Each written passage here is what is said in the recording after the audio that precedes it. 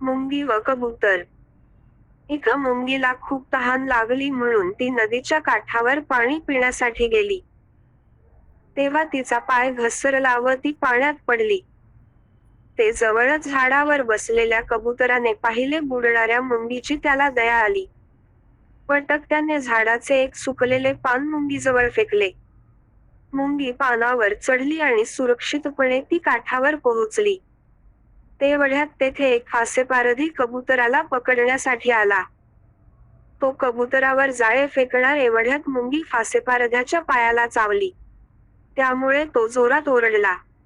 कबूतर त्यामुळे सावध झाले व फासेपारध्याला पाहून पळून गेले. अशा प्रकारे कबुतराच्या सत्कर्माचे फळ त्याला लगेच मिळाले व त्याचे प्राण वाचले. तात्पर्य: संकटकाळी मदत करणारे हेच खरे मित्र.